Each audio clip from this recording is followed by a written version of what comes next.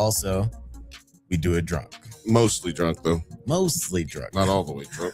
Always encouraged, but never mandatory. I am your host, Jedi Master Grayson, and I am joined, as always, by my co-host and brother, Bill. How you doing? I'm doing good, doing great. How are you? I am doing wonderful. Shout out to everybody. Shout out to everybody out there. Shout out to everybody. What's up, Laura? Jumping in the chat early. Appreciate you. I know it's been a while since we've been around in the live. We had holiday stuff going on, but we are super excited about tonight's show. We are going to be talking Pluribus, Apple TV Plus's sci-fi show, the finale of the first season. And as always, we're going to be talking shit. But talking shit is always better with friends. And he's basically family, but y'all just hate him because he's light-skinned. What is up, Jeff? How you doing? Long time no see. I know, it's been a minute. I don't like it. How are you guys doing? Good, man. Great. Doing great. Doing good. How are you? I just tired as hell. Thank you for asking. Yes. I imagine everyone is a bit tired from the holidays. Yes. And shockingly, driving across the country. Tucker's he out. Driving across country. Yeah, Laura said, finally caught you at the beginning of a stream. Happy holidays, guys. Thank you so much. Finally made it in here. Catch us early, baby, early. And I mean, extra shout out to Laura. Wasn't it a few episodes back when we were like, Laura called it, saying how's Manuso's going to get there? Yeah, right. She was like, the gap. Yeah. There's the gap. Mm-hmm. The she was talking about the place where you get amazing games. Yeah. So while you weren't here on the stream, you were here in spirit. Yeah, in spirit. If your ears were burning, no need to consult your physician. At least not today. Yeah, give it 2 to 3 business days. Simulation Presents said in the chat, what's up, y'all? What up? Excited. Simulation Presents. Can I just say, shout out to everybody who be fucking with us on the fucking real. Yeah. Like, y'all fucking kill it. Really appreciate y'all. Subscribers are going up over here at the Drunk Banthas channel, on Nerds at Night channel, and just guess what? We got 47 subscribers on the on the Drunk Bantha Streams channel. Ooh. Y'all been watching some live, all 47 of y'all. Hey, girl, hey. Hey, what's happening, girl? You know where to hit me. Hit me. It's all happening. We appreciate you guys for supporting, honestly, all year and the previous years. There's some people who've been here since day one, and there's some people who are new to the fam. We appreciate every single one of y'all. About 10% of y'all are the day ones. We need those day whatever it is now. The present days, we need y'all to go ahead and hit that like and subscribe button. Yeah, go ahead and hit like and subscribe. You know that YouTube channel that you subscribe to, and you watch a couple of their videos and then you completely forget about? That's not ours. I mean, that could be us. Well, those were different ways of coming at that same problem, huh? You know what I'm saying? You know what? We love you either way. You know what? We might. And I don't love you either way. After these messages, we'll be right back. Have you ever watched a movie from your childhood that doesn't quite hold up like you remember? Well, you would enjoy our monthly series, Does It Hold Up? Where we revisit classic genre films with a special guest to help us determine if they're as good or as bad as we remember. It's a whole lot of fun, so you should check it out. Please check out the Drunk Bantha channel. They clearly are ready for being seen at a higher level. Back to the show. Love that commercial. It's great, right? Shout out to the new updated commercial. Shout out to Penny P, producer P, putting that together. Yeah, it's very hard because she doesn't have thumbs. But yeah, definitely check Same with out that one. The white Penny P. What y'all don't know is that Jeff's been working on a feature film and it's complete, but for the last 7 years, his dog hasn't been able to complete it because that's his editor. So for the last few years, he's been waiting. It's almost done, from what I've heard. There's Penny right there. There's producer the Penny. white Penny. Yeah. White Texas Penny is what I call her. Penny. Texas Pete. Texas Pete. Texas producer Pete. That sounds like salsa. Yeah, right. TPP. P. Everybody knows about Texas P. New York City. Okay. Bill, yeah. the fact that you're not voiceovering for every Texas produce commercial is just upsetting. We've been writing letters to the state. Thank Ooh. you. Thank you. The fact that I'm not producing for every podcast in the world, I mean, you guys out there who do have podcasts and I'm not producing it, get out of here. Rock out. Man, that studio audience, they're just on it today, huh? No, calm down, everybody, calm down. But before we get into our big topic of the night, we should take a little stroll down Jeff's Comic Book Corner. Jeff, it's been a long time since you left us without some comics to step us. I don't know. I couldn't make that rhyme. Don't say touch us. I thought you were gonna say it's been a long time since you left us with some comics to touch us. And I was like, wait, don't go down that road. Yeah, No. I couldn't think of anything that was non-sexual that could rhyme. I mean, plastic was rather sexual, That's fact. especially for a comic. Is it a Plastic Man comic? No. Yeah, what do you bring into us this holiday season? We're doing Spider-Man and Deadpool. This was actually one of my favorites of the absolutely random holiday issues that you get with comics. Like I said, this one's Spider-Man / Deadpool. They've had a run going for a bit. I know very little about it, so I don't know what the fuck's happening, but hey, you don't need to know to be able to jump into this one. So this is Spider-Man and Deadpool issue 12. And it starts up with us just seeing like one of those random Christmas Santas on the street corner. And I'm very happy to say that you'll notice that while we can't see it, we can see it just in the very upper left corner there. The song he's listening to is a very famous rap Christmas song that you may have heard in the opening of Die Hard. Just saying. So this guy's out there and he's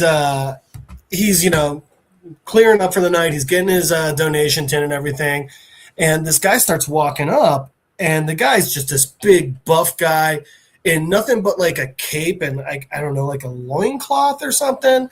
And this guy's just like, what the hell? No, you can take the money, whatever, leave me alone. And the guy's like, money? I don't want any fucking money. Who do you think you are? Wearing that disgusting garb. And then just uses a scythe to cut the dude's head off.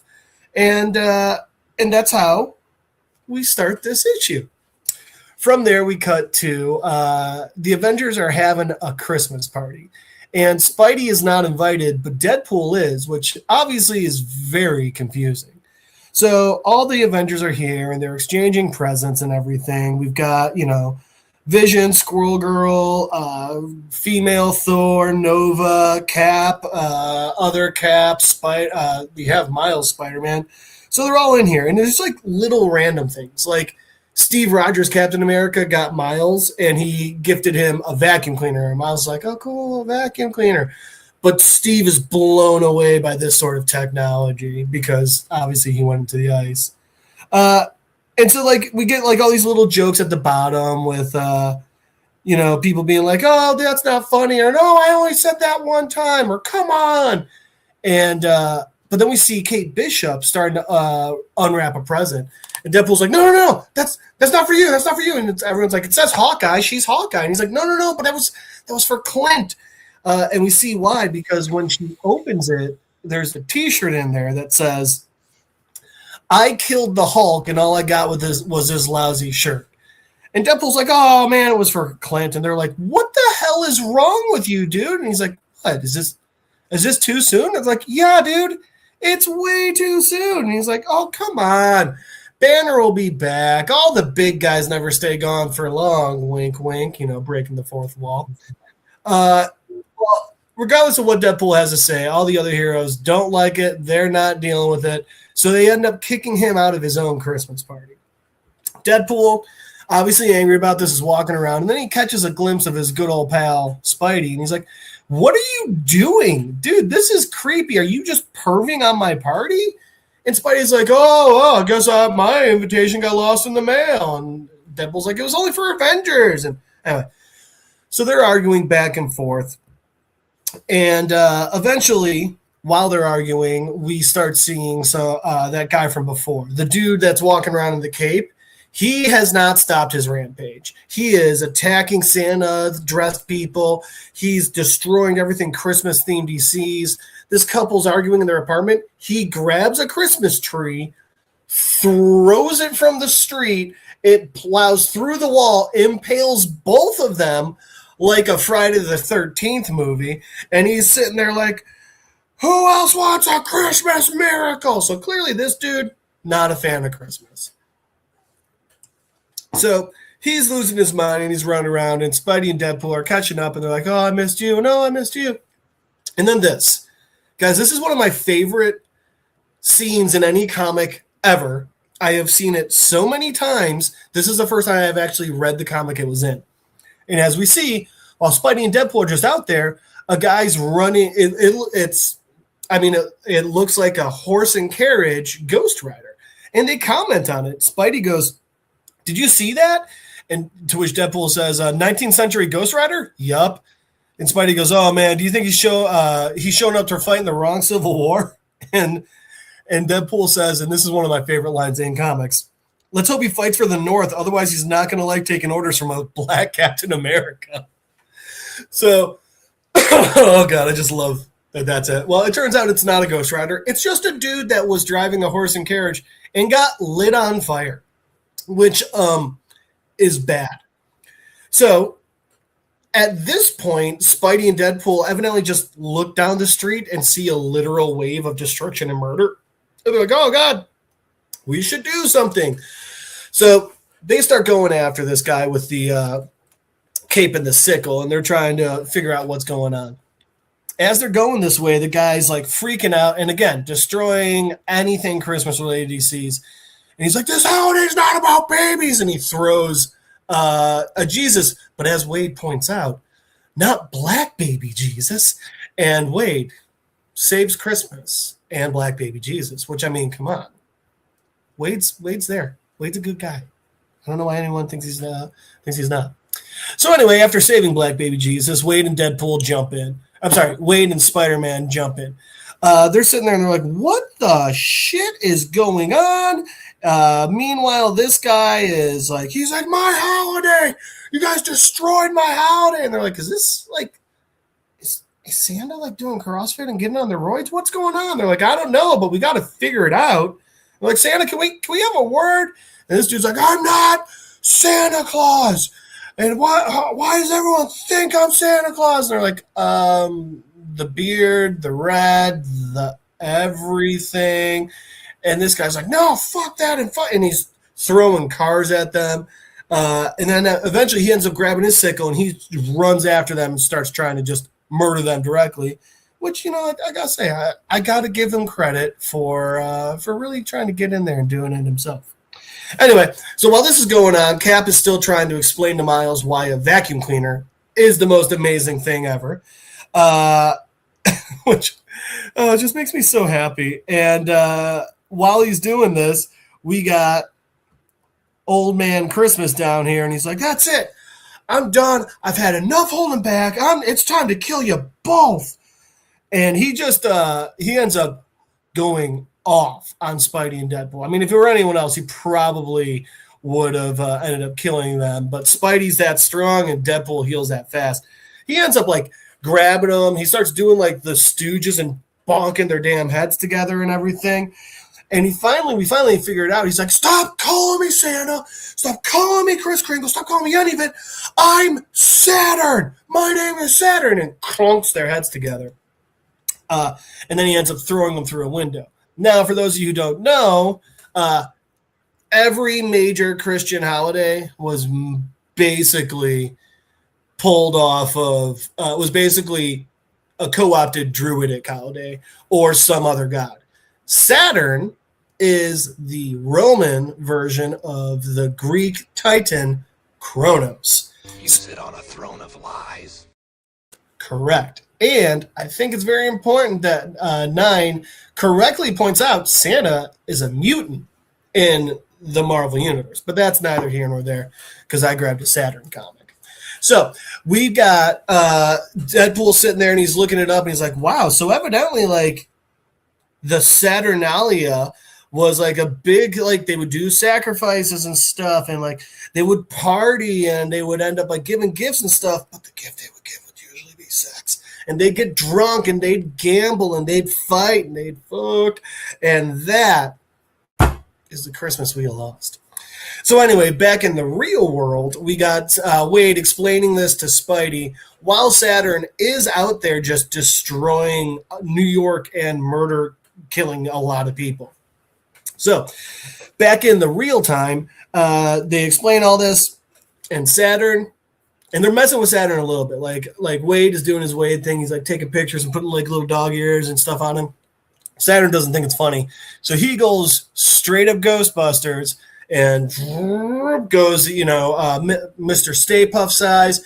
And he ends up grabbing the giant Christmas tree, attacking him with that, swinging the tree around, throwing buses and cars at them. And he's just not holding back. Now, eventually, they're trying to figure it out. Like, what do we do? Should we, like, get the spirit of Christmas? And Deadpool's like, God, you sound like that nerd Peter Parker. And he's like, and, Spider-Man's like, well, everything else isn't working. Deadpool's like, let's try my suggestion. And he looks at Saturn and he goes, hey, you, I want to make a bet. And Saturn's like, oh, you want to gamble, huh? And Deadpool's like, here's the deal. You think that we fucked up Christmas and it's nothing like what you said. But if you come with us, I'll show you that Christmas is still just as fun as you remembered. And Saturn's like, all right, well, like, what are your terms? What are we gonna do it? And Deadpool's like, if we're right, you gotta use your powers, you gotta undo everything. And if we're wrong, you can, just go back to murdering people. And Saturn's like, let's do it. So they go out for just a psycho night on the town. They start by just going to bars and getting fucking sloshed. I mean, they're pounding booze, but Spidey being Spidey's like, no, I'm not going to drink. I'll have an energy drink. Little does he know the Deadpool brand energy drink, not just B12. So Spidey's down in the energy drink. They're chugging all this beer. And then, like, Deadpool takes him ice skating. I'm guessing at Rockefeller Center. Weird fact, Saturn, not good at ice skating. Spidey, not much better. Then they end up like on a chorus line with Can Girls. And while that's happening, Spidey's like, this energy drink, I'm starting to feel weird. What is all this stuff?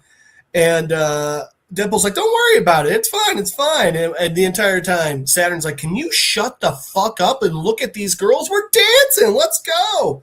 So then they go from there. Then they get in like some horse and buggies and they're racing them down the street.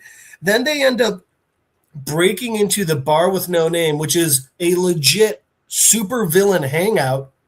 And they're like, no, don't worry. We're just here to get drunk with this guy and gamble and all that fun stuff. And they start gambling and everything. And this is when we start noticing some weird shit because Spidey is up there just like tapping a light. He's like, this is amazing. What's going on? The entire time, Deadpool and Saturn are gambling and they're rolling craps and they're doing roulette and everything. And then they eventually end up at a table with some very, very low-rank supervillains. And they bet Saturn's finger. So, like, I forget what the bet here is. Oh, that's what the bet is. The bet is you got so many, like this old Zippo, you got so many tries to see if it lights. And if it doesn't, we get to cut off your finger. And fun fact, it don't light because they end up chopping off a god's fucking pinky.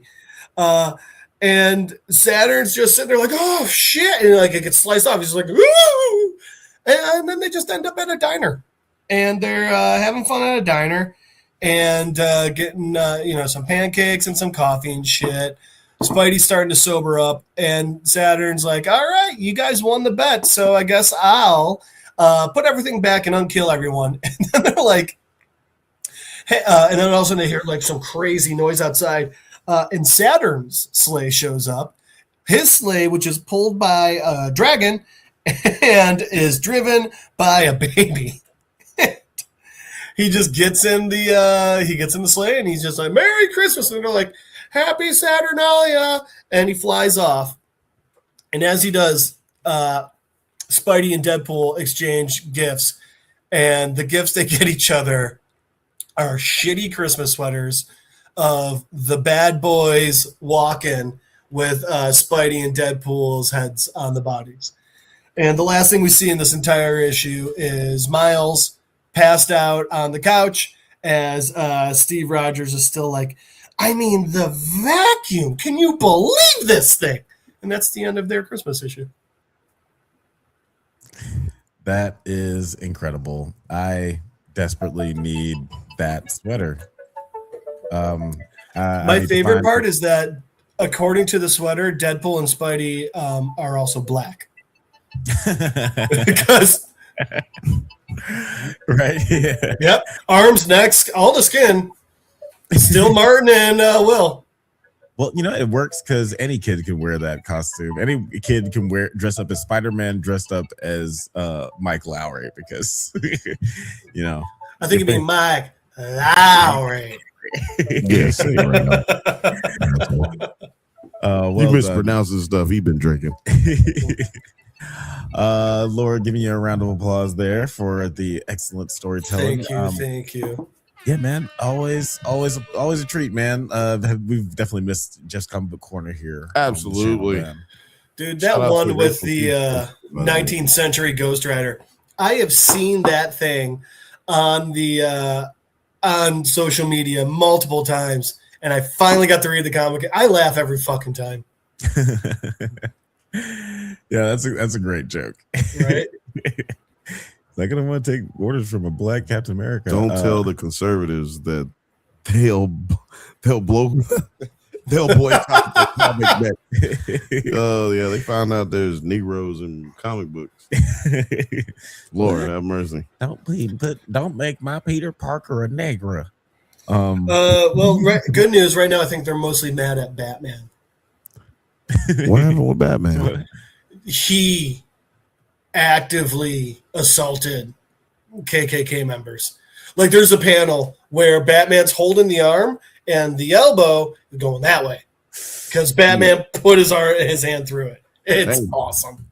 Damn. Is that like they got so mad? Oh, there's a ring at the doorbell. Oh, I think that it's a philosopher of the barbershop variety. Oh! 9, what is going on, bro? Hey, what's up, my plural bitches? And 9 said it. It was absolute Batman. Absolute Batman. Dude, I was gonna ask you. I've heard Absolute Batman is going hard. Yeah. Like crazy, ridiculously hard. He legit kicked a baby in one issue. I'm not editorializing or making that up. Holy shit. And he's like a humongous person. He's like, sides. Oh, yeah. Also, Merry Christmas. Merry Christmas. Happy Saturnalia. Happy Christmas, Hanukkah, Kwanzaa. Yeah, to everybody. Yo, they finally look. Shout out to all my black people who finally came to the conclusion and the realization. They finally let it go, Alex. What's that? Kwanzaa is bullshit. Everybody finally got on board. No, if everyone has gave up on Kwanzaa yet. Not everyone. Not everyone. It must be one of them 5% of niggas still holding on to it. I got they're on the street. AFTA. It's a happy Kwanzaa. They're on the streets of Chicago, so yelling at people. If you are a Gen Xer or lower, you no longer fucking with Kwanzaa. That's what I meant to say. Yeah, because we still got our boomers and I whatever. Know before all of the boomers, days of Kwanzaa Kwanzaa too. Say what? I used to know all of the days of Kwanzaa. So There were days to it? I knew so little about. Excuse me, let me correct myself. I know so little about Kwanzaa. Yeah, I was about to say, you knew more than I know. I know how to spell it, and that's all. Boy, let's not even get that. It starts with a C, right? Yeah, People just said, "What's the daily mathematics, brother Bill?" Peace, God, peace, God, peace. I had to do that on the Banthas show. Start doing the the daily mathematics with y'all niggas. You know, 7 is means the many. Nigga, no. You know what? God. Well, actually, I am going to do some mathematics because you know what? It only takes, like I said, 7 means the many. Ah, right? Yeah. And the many means what? Pluribus. Out of many, one.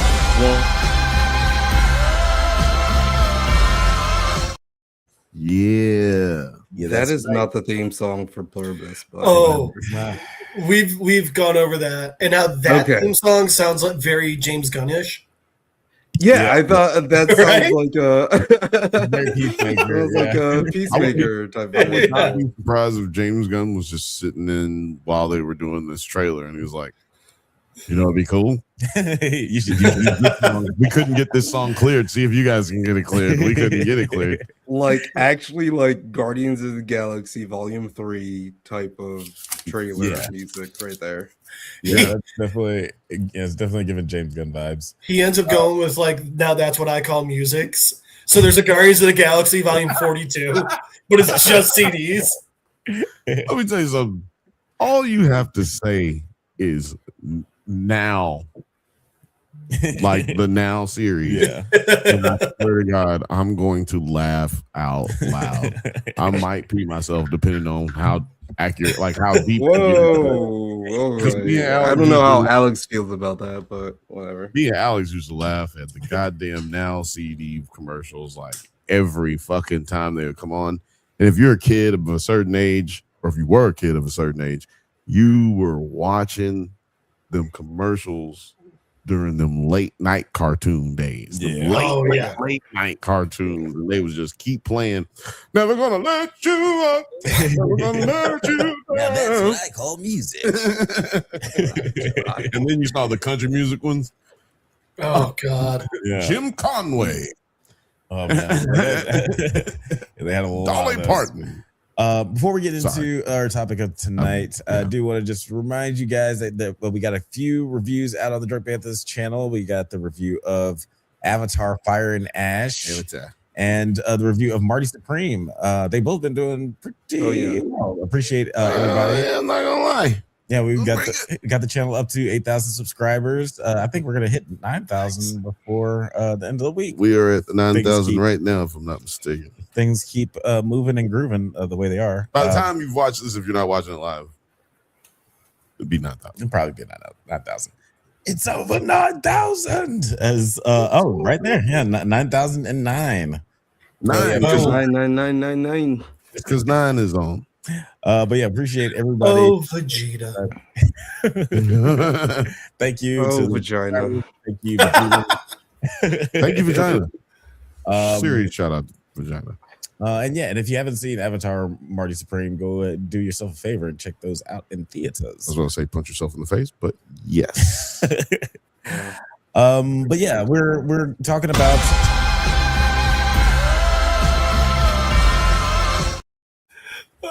Fucking song.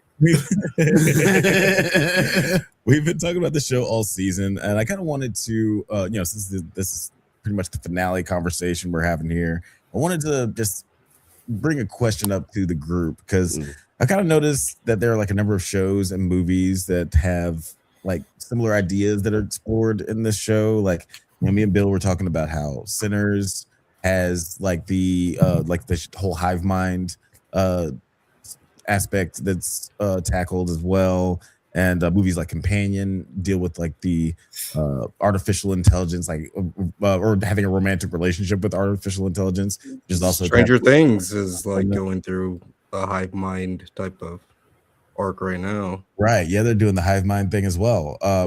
what do you think that there's like maybe something in the zeitgeist that is like influencing people to create stories like this, or is just like you can't do no more multiverse. Too much multiverse, so you gotta do hive mind. Is that the new thing? Yeah, it's like we can't do this. Yeah. Go hive mind. Well, I guess the question would be what was happening like between 4 years ago, depending on when these were written. Right. Yeah, because like I always go back to like 2016 was such an interesting year because we got 3 huge stories where the storyline is like superheroes fighting each other. Right. And just happened to be a lot of infighting in politics and just America at the time. And it's even like just coded blue versus red in a lot of these, like Captain America versus Superman. Well, we had a lot of like Russian propaganda as well during those years. Yeah. In retrospect, there was obviously like a lot of Russian tampering and stuff like that. So, do you guys think that there is anything that specifically is happening in like the culture right now that's influencing these kinds of stories? Okay. There was no Russian propaganda. I don't know what you were talking about. Oh, sorry. Yeah, we just got a call. That's actually everything I just said was a lie. Goodbye, everybody. We're out of here.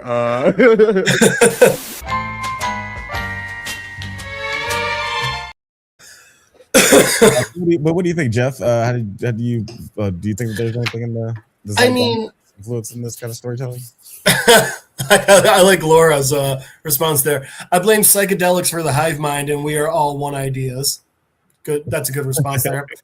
I mean, if you look at it, the past 3 elections have been, at least in America, very, very, very much more us versus them. If you're not with us, then you're against us. And if you're against us, we're going to ruin you, sort of thing, from both sides, if we're being honest with ourselves. So I'm wondering if maybe that is the initial inspiration for these. Because the other part with a lot of these stories is them just saying, what if we took it to the utmost extreme? And that's where you end up getting a lot of these things as well. So I'm wondering if a lot of it was just from that kernel of the us versus them getting stronger and more ugly. And then just taking it to what if it was the worst it could possibly be? Right.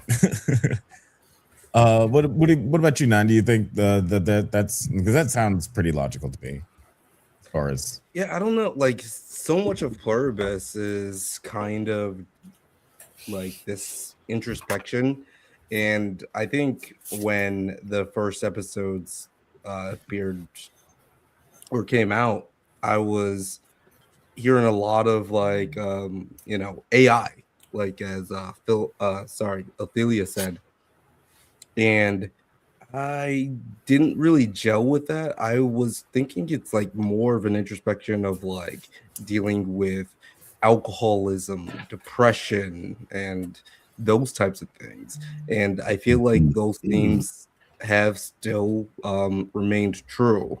And even the tagline of like the most miserable person in the world has to save the world from happiness is so interesting to me, because I think it's created by Vince Gilligan, but like he has a couple of like main head writers that are with him. I forget their names, but I think that Bill and Bob.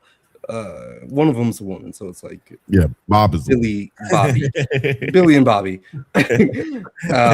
But Billy Bobby they no, not her. I said but I think that I think it's so character driven that I'm more willing to think that it is a exploration of character rather than exploration of like sci-fi tropes. Yeah. Okay. What's going on in the chats here? We got simulation Simulation Presents, you know he gonna have something to say. He said, no, all love. Actually, he knows it's all love. But anyway, he says, I think it's just producers talk and cross-pollination happens and people race to put it in their properties. I think Picard season 3, when they brought back the board, kicked it back up. Okay. So yeah. Bring back some hive minds and crosstalk and well, you know what? I kind of, to paraphrase what he's saying, Hollywood is a fishbowl. You know, that's why you see people fucking the same bitches, and fucking the same dudes, and you know, like hanging out the same places. You know what I mean? Because it's a small place. It's a smaller place than you think it is. I put it like that. There's just so many fucking people here. So it's a smaller place than you think it is, and I would say that that's the best way to explain it. It's a fishbowl out here, and then there's very clicky. Yeah, it can definitely be very clicky. Right. And we see like twin movies happen all the time, like the Prestige, The Illusionist. So stuff like that's that. like the best example. Yeah, Paul Blart Mall Cop and Observer Report. Oh my god, which was so much better. So much better, but didn't get the attention because Paul Blart came out first. Yeah, right. Paul Blart made like all the money in the box office, and that movie was dog shit. And Murder was another thing. Like rated R movies are harder to get going than a Bible. And I gotta rewatch Observer Report. That's so fucking good. Yeah, you know what? It might be on. That's Seth Rogen, right? Yeah, it's what inspired him to get thin. Oh, that scene where he was doing the police training, he was like, I was amazed by how out of breath I was. It was because it was I forget where they shot it, but it was elevation. But still, he was like, no, something was wrong. He's like, I had to. Or something like. I think it was Arizona or something, because you forget that Arizona has a lot of elevation. Okay. Or New Mexico, maybe.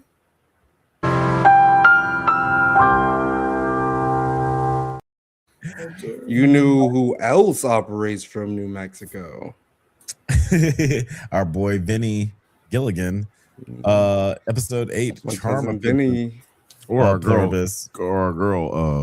what's her name? Ray Seahorn. No, the bitch in this show. Yeah, Ray Seahorn. No, Carol. How about Carol?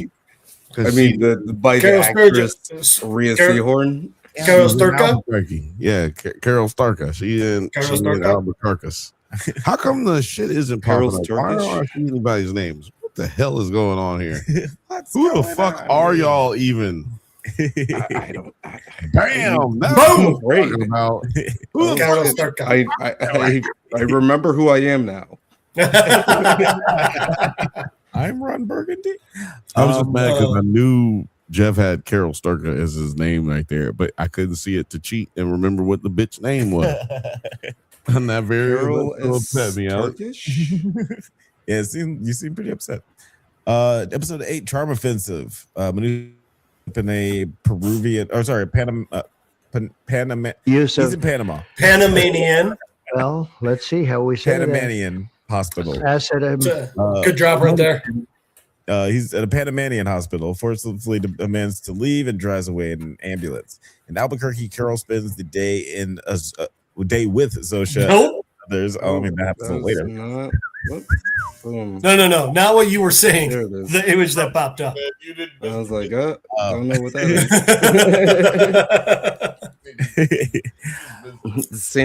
But Carol spends the day with Zosha as the others return to the city. Zosha and Carol grow close, and Zosha tells Carol about the aliens' signal origin, and the others plan to build a giant antenna to transmit the signal to other planets. So yeah, this was. Oh, Jeff's face is completely. Jeff's okay with that. So this is another. This was another episode where the plot's moving kind of slow, but we do see Carol and Zosha. Right, Alex, you do not really like this show, right? Not that. It's just that the last 3 episodes have been hard. I've loved every single episode. Well, let's put it this way. Episode 7, the one before that, this was the lowest rated episode, and this episode, Charm Offensive, was the second lowest rated episode. Interesting. So, like I was saying, Alex has not hated the show, but then he has had. What his are they issues rated with at? the last three episodes? 7.5 and 7.7. Oh, that's not even that bad. Well, It's not, but no, I think that the first 2 episodes are good. But as far as much plot as we've gotten from episode 3 to episode 8, it's a goddamn travesty. You were saying that last week last time we right wherever we were here. You were saying like you got to 3 and you were cool, but then 4 you were like, the fuck is wrong with this bitch? Yeah, like after a while, 4 and 5, like it felt like at the end of both of those episodes. Well, all the episodes, like 3 through 7, and 3 through 7, it just felt like, well, you're just not figuring this out. I feel like we came to this conclusion where we were talking about the last episode last week, so like things were just like going a little too slow. But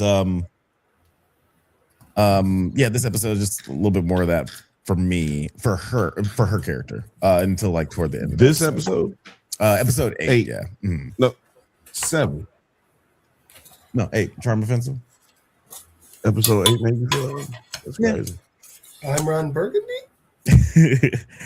But yeah, what did you guys think about the opening of this with Zosha and Carol? I am now Carol learning that the others had planned on developing this antenna so they can basically do.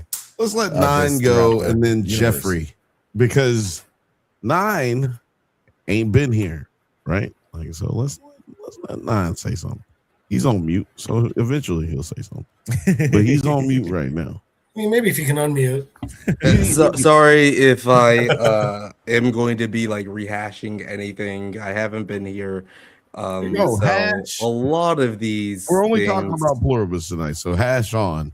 Okay, all right. So this is my thing. The opening to this episode is Minuso's getting out of the hospital, and this shit is so goddamn funny to me. It is hilarious to me that Carol thinks that she is the biggest hater in the world, but she has no idea what is coming for her. Like, this dude is leaving IOUs for what is that, $8,200? Like, yeah, plus an ambulance. Put that in your file. Which that ambulance is like 4 times the amount of the fucking bill. Once I make this right, that is like, I'm going to make this right, and then I'll pay you back. He's gonna have to do a lot of sex work for that. Whoa. I know he has his fans, but I mean, he's gonna have to make it. Shout out to my plur bitches. They start fucking. It was gross. But it is amazing to me the resolve that this guy has, where he knows that he messed up in the last episode and got infected by a tree with spikes that I had no idea actually existed in the world, right? And that thing got him because he slipped on a rock, and they saved him. Because he's dumb. Because he's dumb, right? I mean, he literally, you gotta be a little bit stupid to be this motivated. I mean, also just his cognitive dissonance. Like, there's no difference between stealing an ambulance and being like, I owe you, than there is with being like, hey, don't talk to me, but fly me there. It's because he's just stubborn, right? Like, I understand he's an asshole, or we can say he's an angry person or whatever. But we don't know anything about this guy before he, we know that he wants to save the world. So I think that he's possibly just more stubborn. Oh, yeah. And more, he's obviously very religious. You know what I'm saying? So I think it's more so about that than it is that he is a like angry or aggro person like Carol. I think that's the reason that Carol has been mostly intolerable for Alex through this series, and a lot of people like Alex. Oh, because she's a woman. Yay! No, because it's because she is supposed to be smart. She's supposed to be this writer. She's supposed to be all these things, and she's just very dumb and asks no questions that anyone, like everybody in the audience, already knows half of the questions that she answers, and then the other half of the questions that she doesn't ask is like, we're like, bitch, why don't you ask about that shit too? So I understand. Yeah, why are you such an incurious person? As a writer, why right? An incurious person? And I wouldn't have been surprised. Like, I was expecting at some point for there to be this like twist that Helen was the one that wrote the books or some shit, because like it just was getting to the point where it's like, why doesn't this bitch actually know anything? Yeah. It just got to the point where she was such a bad writer that I didn't think she could have done it. Yeah. Speaking of writing, Zosha does kiss Carol and they sleep together. Next morning, Carol. Next morning, that's not necessary. We're going Carol straight to. Next morning, Carol produces the first chapter of the next book in the Winds of Akara series. Definitely tell you, getting laid will definitely inspire you to write. I can speak from. I have a question about that. Not like. Okay, go ahead. What's more an allegory for masturbation? Sleeping with a woman who can't say no because she's only allowed to please you, or having them read your book and asking if it's good or not? Ooh, I got an answer. It's C.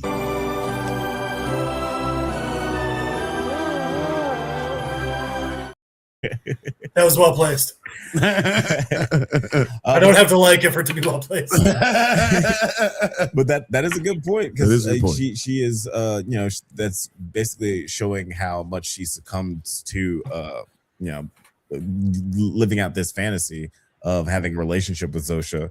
It's like she already embraces the physical, obviously, with having sex with her, but the next morning she's asking for pointers on her new chapter. It's like, this is a hive mind alien. You're talking to that little Indian boy at the same time, right?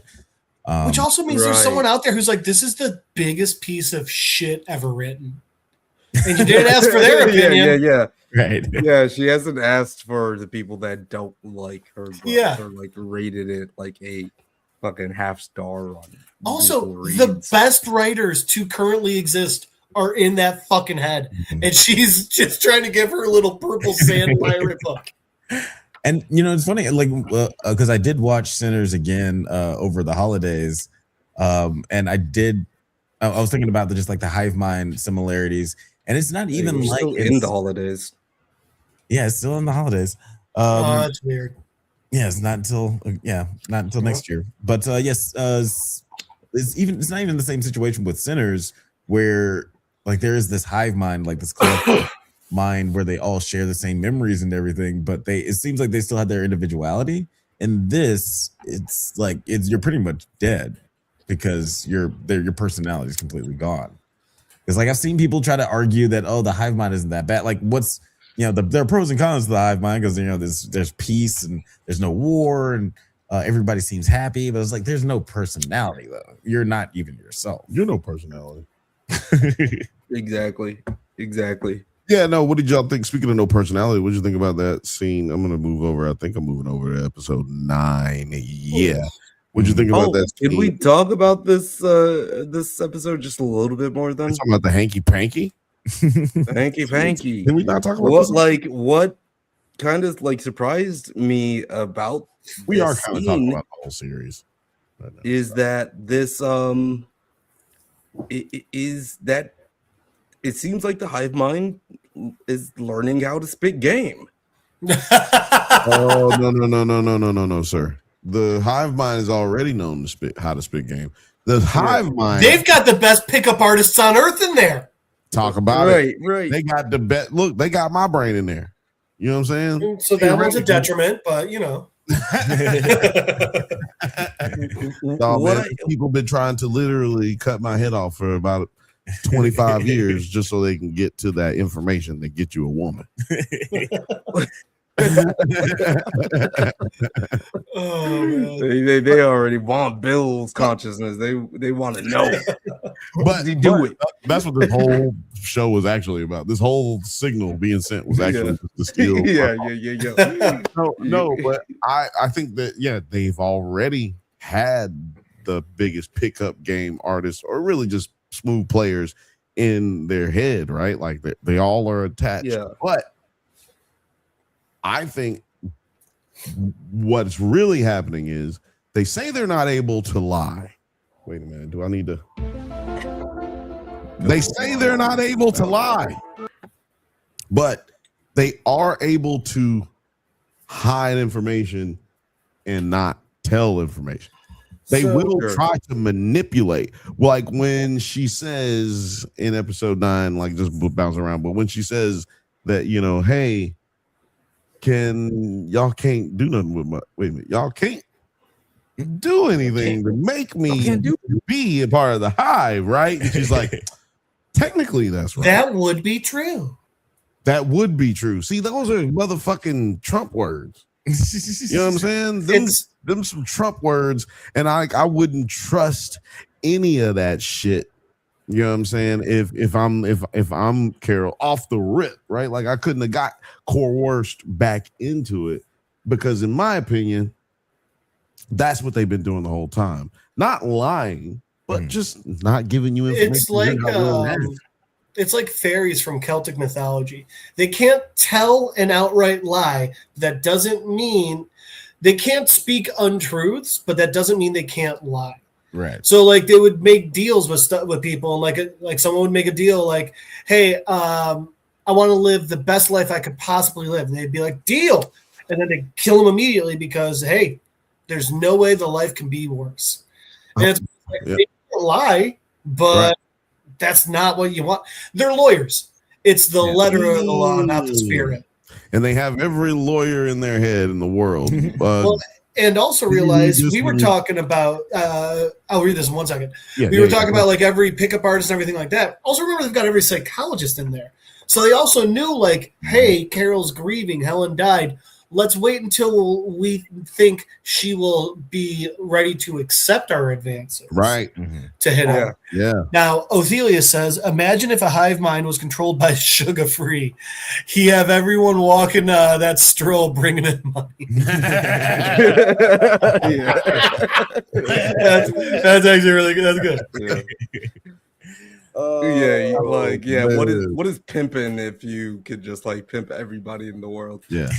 My pimp, if I give you my the world's your bottom bitch.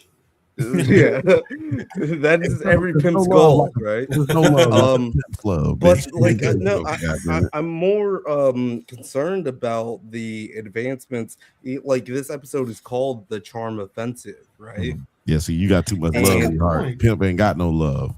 Got no concern. No, I'm joking. Kim can't afford that love.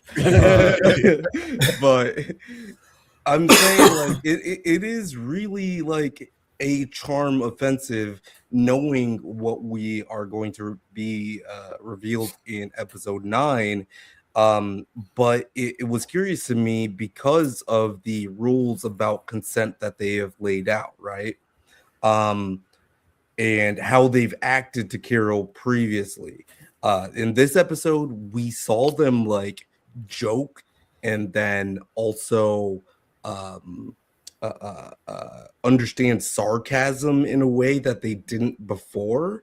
I was like, okay, there's something going on here. And when Zosha is confronting Carol while she's like freaking out, and just kisses her, right? We've seen that before with like just the kiss of like rapey, like trying to assimilate them. But this kiss was that's a good point. Episode 1 to be like, oh, I'm actually kissing you just to kiss you right now, just to know they were kissing like to that's like kind of without No, you're right, Jeff. as It was well. kissing to distract, which is the same Right. thing frat boys do. When women's is talking too much, the frat boys, you just grab and just. Well, That's suspicious. That's weird. as a former Mr. President. Thanks. Sorry, Jeff. When you're as a flirt, former they just frat let boy, you do it. as our former frat boy, they did not really care about our vocabulary that much. We did not have many words. There was no vocabulary necessary. I'm gonna move right along. Manu says Probably a good call. Manu says arrives at Carol's home. Carol uses a translator to communicate with him, and he reveals his intent to destroy the others if the joining can't be reversed. Now I will say, again, like we were saying before, just like the narrative of keeping like the others' intentions a mystery was sort of a hindrance for me. The hive, the people's, the hive mind. Yeah, it's sort of a hindrance. The weirdos. Right. It was sort of a hindrance for me enjoying the show because it made the narrative very, very slow. Like, because we were trying to make it a mystery, certain things that Carol, in my opinion, should have known or should have been asking about, we would have known by like episode 3 or 4. Or well, maybe, I'll say generously by episode 5, we should have gotten to the conclusion in episode 7. You know why I got or this episode face? 8. But no, go ahead. I was Drews. Yeah. But I did really, really like episode 9, this finale, and I was like, okay, because the plot is actually moving along, and I thought the interaction between Manusos and Carol was pretty fucking hysterical. Oh God, yes. I just thought that first of all, I think that everything that you said is a perfect explanation of season 1 of Breaking Bad. Like it's like a perfect break. I hated that. Did not decide I was going to keep watching the fucking show. Really? And then everybody else was like, man, I love that shit. And I was like, yeah, that's wild to me. I'm watching Sons of Anarchy over here, cuz. Like, correct on every single account you just said. Say what? Correct on every single thing you just said. There you go. So I was just over here really living life like the rest of America. You know what I'm saying? Except y'all drug addicts is over there watching Breaking Bad. But you leave that season with not much understood, and then but left clamoring for more not because it was such a great season. It's because nothing make no goddamn sense. Nothing was fucking understood or explained. It was just so much random ambiguity going on throughout an entire season of television. And then the last 2 episodes, you get some shit that's like got you in there. And then now I can't wait for the next season. But this is only a 9-episode show. So the last episode of like the 9th episode can't be the one that I'm now just all of a sudden like, yeah, let me get into it. And now all of a sudden the show's fucking over. We were going to have a guest who was going to come on today. And she had spoken about how they felt that this was over too soon. And I'm just like, well, it wasn't over too soon. You feel like it's over too soon because they didn't give you shit through the whole show. Disagree with it being over too soon. I think instead, episode 9 should have been episode 8. That's it. Just if we could have compressed all the episodes before this one.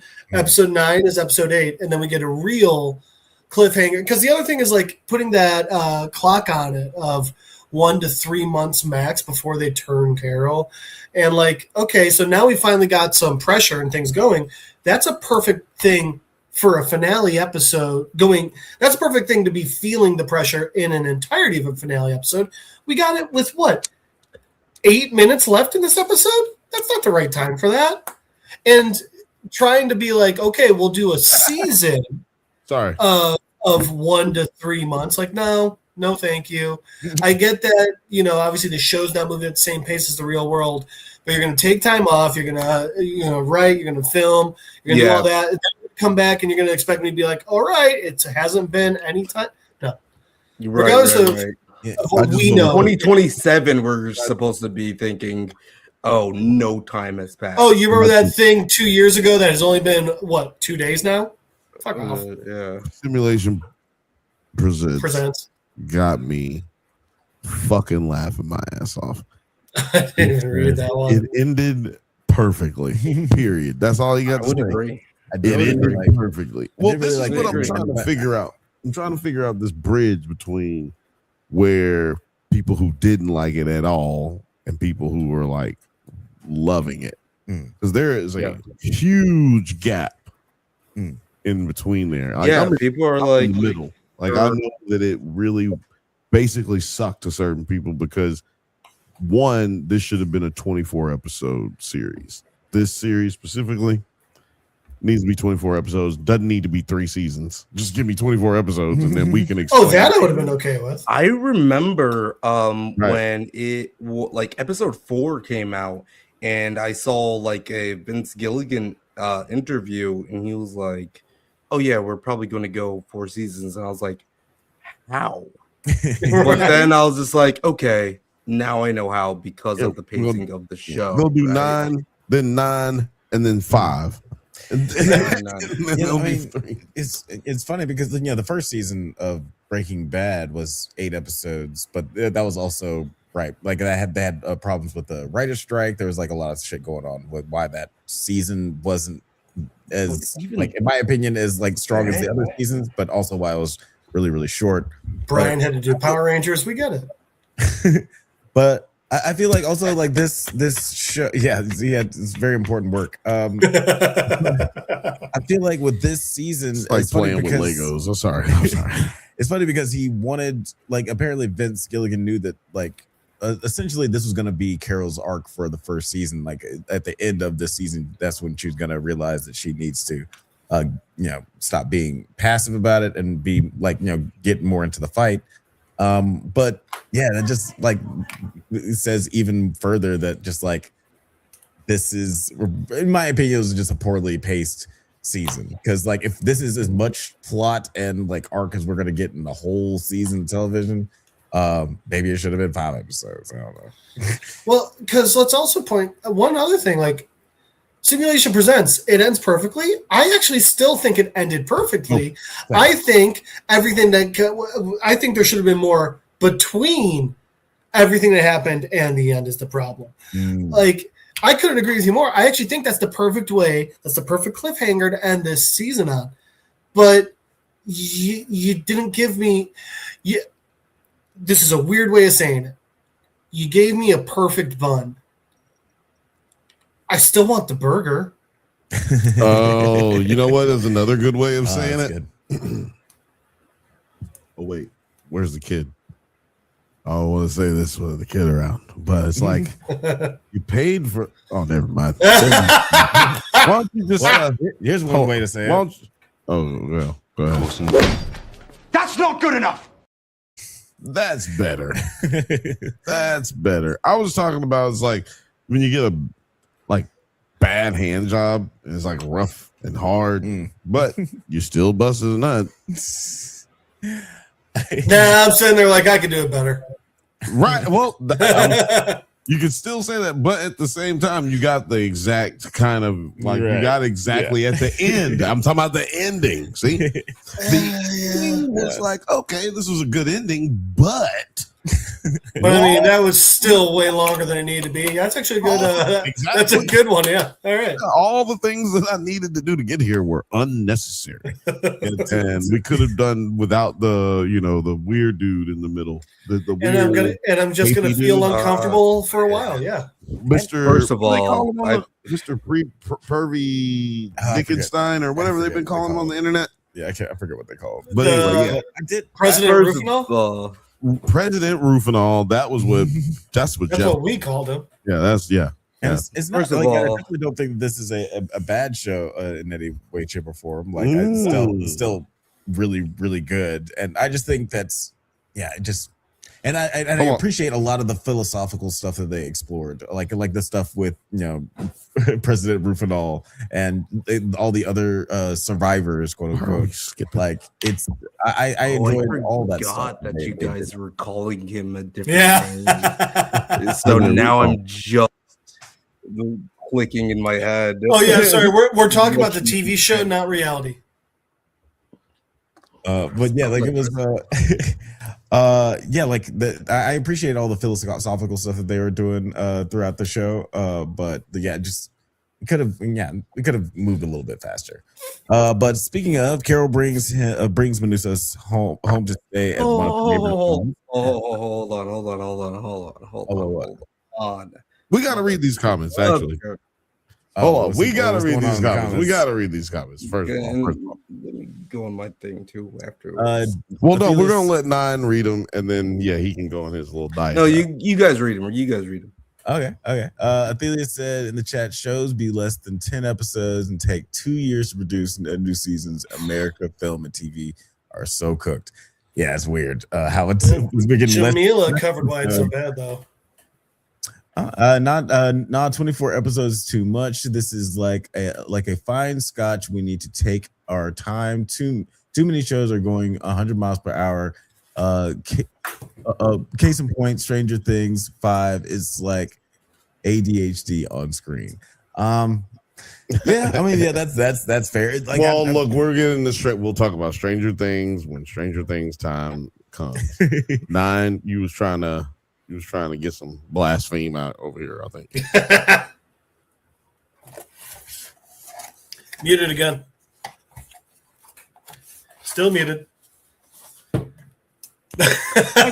Actually, I would say that I am disgusted that you guys were just going to pass over this opening scene here. Actually, I was going to talk about it, but we didn't. I was like, you skipped right over this opening scene, which I would say is the. Hold on, we did not skip it. I was gonna say. I meant to say up top that I was gonna talk about everything in chronological order because this does end up happening later on, chronologically. Which did throw me. But we can't talk about it now. You didn't say that. You didn't say that. I should have mentioned it up top. Yeah. But I want to talk about it right now because this scene is probably the most. I got beef. Because I'm firmly on the Simulation Presents side. I am firmly on the side that this show is downright, other than Andor, perfection. I mean, it can be perfection. This scene is probably the most disturbing scene in the show because it actually speaks to what my character would be like in Pluribus. Mm-hmm. If I was in the Plurb verse. Sorry, you'd be the girl or the goat? Maybe I'll be both. Yeah. Let me talk my shit real quick, bro. Because listen. All I'm saying is this: is that this scene depicts a genocide, a cultural genocide. The ways that she has stuck to. I don't need this. I heard that. Don't do that to me right now. I'm talking real shit right now, bro. Bro, I gotta get up in like 3 hours, bro. I'm talking real shit right now. My whole thesis revolves around this scene right here. This scene depicts a cultural genocide, and what is it if you're able to actually go to the village that you're in, be surrounded by the songs and the sounds of your people, the things that remind you of your grandmother, you know what I'm saying?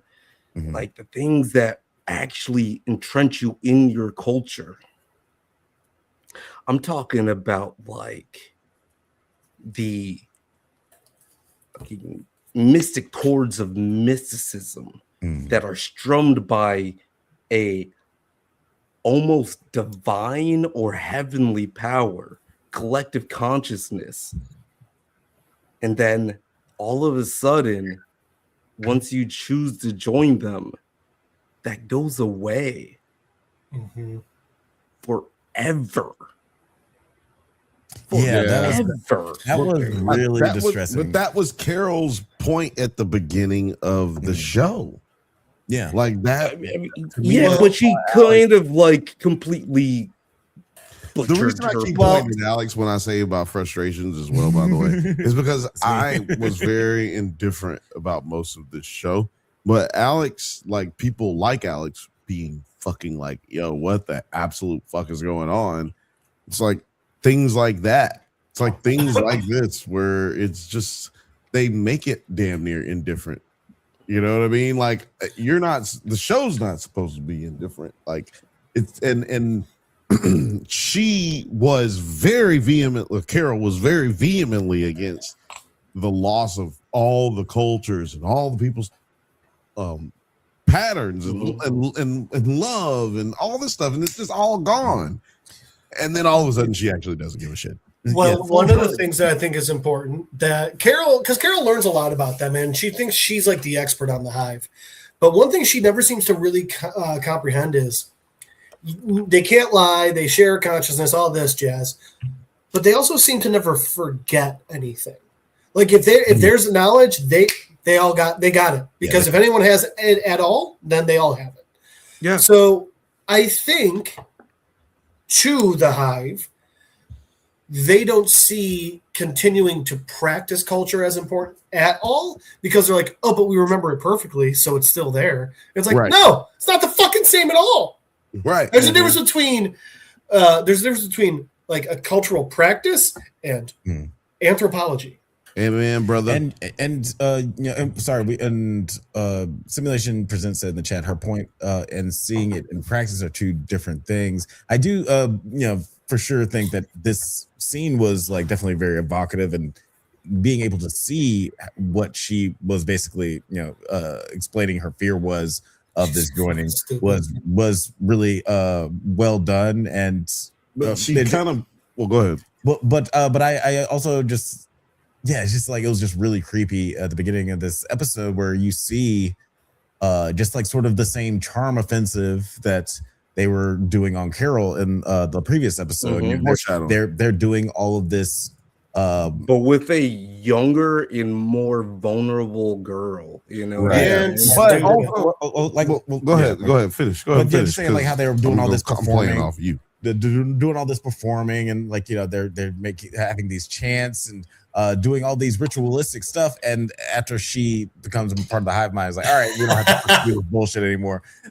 Like we don't, like the facade is over, so like it's all like it just shows so much at the beginning of this episode that what Zosha is doing is a lie. I really want to show too that not just what Zosha is doing is a lie, but the entire hive mind in general. I'm just saying, like the entire plot is so much more of a lie. Look at after they what's this girl's name? Whatever. Stupid. She doesn't have it anymore. She's not a person. Yeah, whatever. This girl who's in the mountains, in the Himalayas or wherever she is. She wants to give up being a human. I don't have to care about her anymore. She's Peruvian. Nah, fuck that. Not anymore. She's Hivian. Kusamayo. She's Hivian. But anyway, Kusumaya. No, sorry, Kusumaya. Anyway. When she turns, she automatically gets up. Everybody automatically stops singing the songs like you were talking about, Nine. She gets up and she just walks away with the goat chasing after her, crying for her to come back. Smart move. Let me tell you this one right here. If they actually care about you pervert, Nine. Oh my god! Shut the fuck up, you fucking pervert! Oh my god! She's a child. This was that. She's not a child, but that shit was fucking.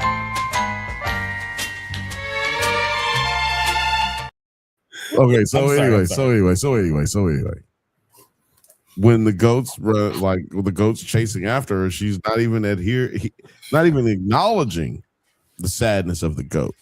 So, do they really actually care about the organisms on the planet, or is there opus operandum or whatever is that they're programming to just not harm the Opus Moderandi? Yeah, that one too. Is that, their fiduciary responsibility? Is Yeah, they're make more but- money. right? But like seriously, like their programming, their nature is to spread their being, their existence, to create happiness. Well, without harming life, but they're technically harming life by not providing food and care for animals that rely on food and care And from love. human beings and love. For instance, like we were talking about the dogs with Carol, and she was asking about pets, and they were just like, well, if pets want to hang around, we abide by it. But She also never remember, said to feed those pets. I think you made a mistake. They never said they're trying to spread happiness. They said they're trying to spread the hive mind, and that being a part of the hive mind, you will be happy. But their mission is not to spread happiness at all. Well, I think they're terrible with their message of how and what they're doing because they didn't actually have to. Well, the plan wasn't to explain anything. Yeah, it's like we didn't The know we were plan- gonna actually have to talk to you. Yeah, we actually didn't know we were going to have to even fucking talk. I would love to know what Manusa's conversation with Zosha was. I said, well, let's see how we say that. Because it's funny. Okay, listen. Wait, what? Are you gonna Little busy. Little busy off screen. Let me do one more. Listen. Let me do one more rant. Okay. Because right here. No, wait. Sorry, the wrong one. Because right here, I feel like the goat represents humanity, right? Okay. Is this a And severance thing? we're kind of like bequeathed upon this thing. It's the Lamb of God that is bequeathed upon us. I'm saying it's the Lamb of God that is bequeathed upon us, and it's Conservatives are going to be pissed it's not all white. It's going to be, yeah, and it's meant to be held and nurtured and cared for just as we seen her do while the hive mind is doing the charm offensive with her, right? That is an interest, and I'm knowing that how Vince Gilligan loves his symbolism and his visual, visual language, visual communication. I would that would not surprise me. The way she was holding that lamb was the way every church candle Jesus holding a lamb I've ever seen was. Yeah, I think I'm I'm saying I think these you're onto are something there. original thoughts, original theories right here. That's where they came from. The fact Right there. that this is really I'm so glad that Othelia's fucks with me right now. But the fact that it is that thing that we're supposed to be nurtured and cared for, and that she doesn't even look back at when she opens the gate. But again, What to does the hive that mind, mean? it was the opening of the gate. That was it. That was all. That's the most kind thing we can do. Yeah, but what does that mean? If like the goat actually represents humanity, what does that actually mean for humanity? Does that goat actually survive in the wilderness? No, it doesn't. No, it does not at all. That's the collie that they showed Again earlier, or whatever. So, it's the letter of the law, not the spirit. They, by opening the gate, that's all they had to do. But this is a goat that's been raised in captivity. It won't survive without someone there to help it. Right. They're like, well, we gave it all the opportunity. It's like, yeah, you gave it all the opportunity and set it right next to a fucking wolf. Exactly. Right. And then like they abide by these things that say we allow consent, right? And then we say we will do no harm to any being or animal. But at the same time, you're doing harm. Make sense at all. That means not caring for this goat for the figure of humanity actually. Ooh. And I feel like, yeah, and I feel like Manusos's conversation with Zosha when he brings her into his house to have a one-on-one conversation. I feel like that's more the things that he was discussing with her, because it's funny when Carol confronts them and is like, "What did you tell him? What did you tell him?" You know, Manusa says everything. I think in her head, I know what Toto means. I know what Toto means. I know what Toto means. I know what Toto means. I think in her head. I think Africa. it hurt. And the rains. I'm glad I wasn't the only one that thought that. I've had the rains. The rains. I just had to say it. Sorry, Alex. I think that in her head, she was like, "Oh man, you told him we can fucking." Oh yeah, that's what I was thinking too. Yeah, but I don't think Manusos even knows about that, because I don't think that that's one of the questions he was asking. I think he was just very much focused on the. I do think that that's one of the questions that he asked, because he very much so, when she got sensitive, he was like, he had like a confirmation face, like where he was like, "I knew you was fucking that bitch." Well, he does ask her. You can save. He does ask her, save the girl or save the world. That's the name of the episode. Much different from Heroes, Save the Cheerleader and Save the World. But anyway, right? But I also think it's interesting to point out. I agree with you, Alex, that I think when she was like everything, she was scared that Zosha was like, "Oh yeah, we've been fucking," and I think the reason she was scared is because I think deep down Carol knows that's fucked up and that's not right. Yeah. And again, that makes Carol no different than President Rufinol. Exactly. And she definitely, first of all, let's just go into President Rufinol before I even elaborate and just say the same shit that you just said. I agree with you, sir. President Rufinol, not going to see him again, right? In this whole series. Probably not. He had a very small role as far as the show goes, but he had a large role as far as the other immune people go. Why do you think we're not going to see him again? Not Menudo. That's racist. Only my Peruvian homie. He was the only, or Paraguay. He was from Paraguay. Paraguayan, yeah. Why do you think that? Why do you think that we're not going to see him again? So yeah, Manusos. No, we don't see him the rest of this series. I mean, this season. Right? Well, the season's over. Of course now. I know. But like this. Hold on. Let's just go backwards. But what I said was, we're not going to see him the rest of this season. We know we don't see him anymore, right?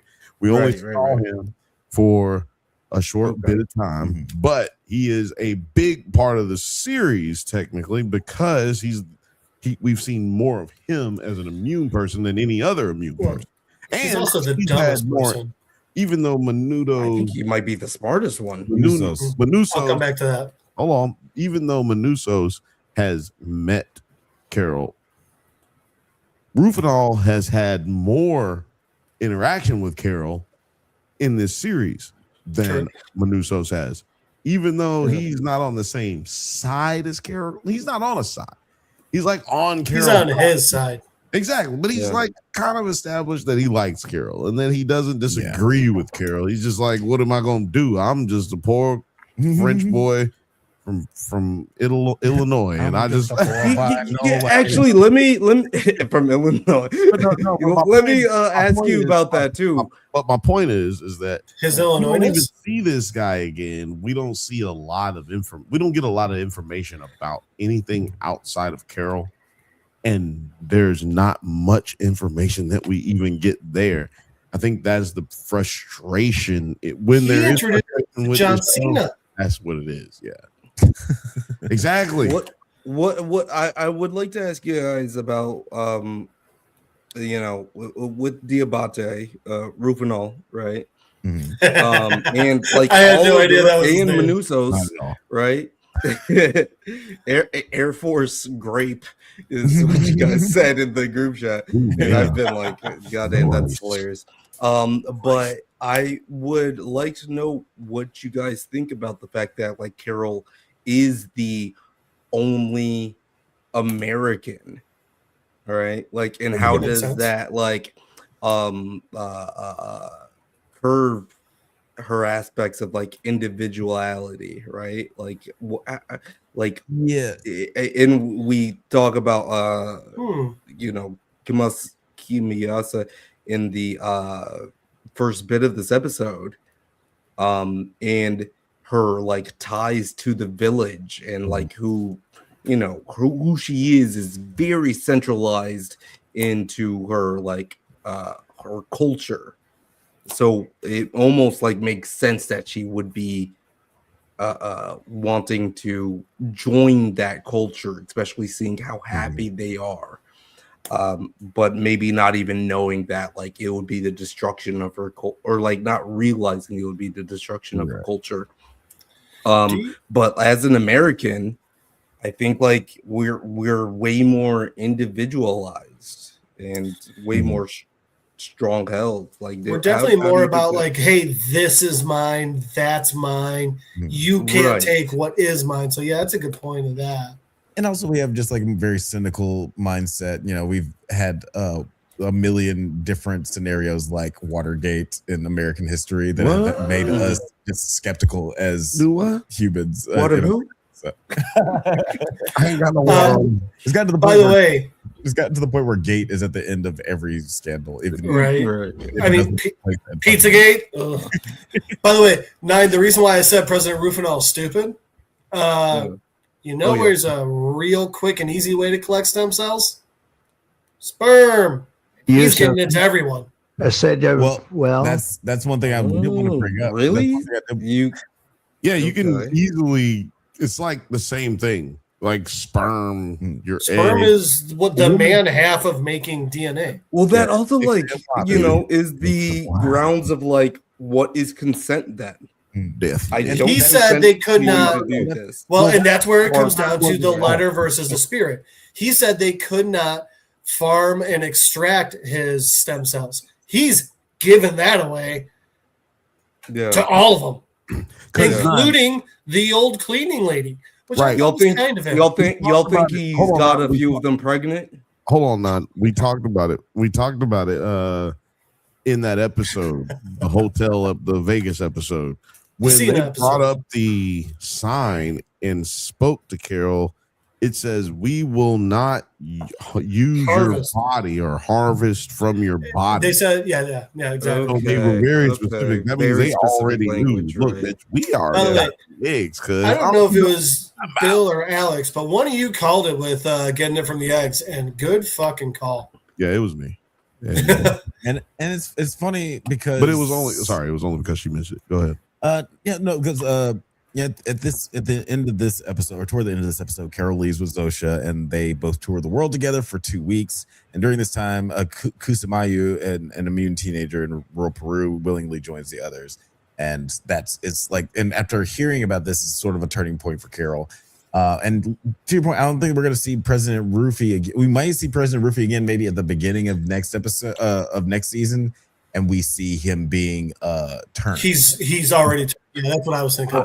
Because like it seems like that that would be an interesting way of showing the levels of of consent with the hive. Because like again, they're saying that they won't actively harm you. Okay, they won't do anything without your permission. I'm gonna roll but with that. Also, if you're able to extract these things from different means, like let me roll off that, right?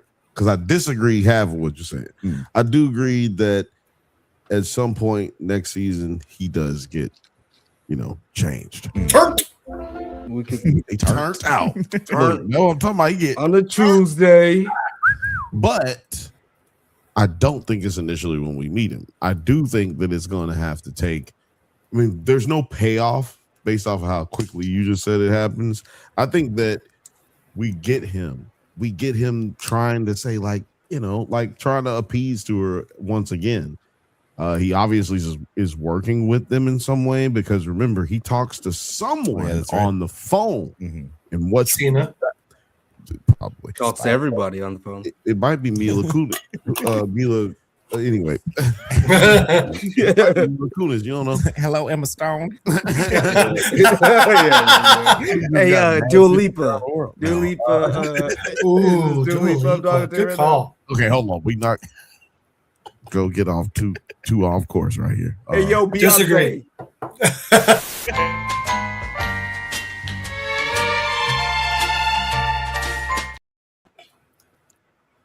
So yeah, I think that we will see him trying to once more convince both of our new main characters, like, yo, what are we really doing here? Do we really want to blow up the world? No, right? And Yo, Charlie, what do you think about gang violence? Oh, but then I think eventually, after being convinced or trying to convince him, like, yo, bro, you got to leave him alone. I think eventually he'll then be,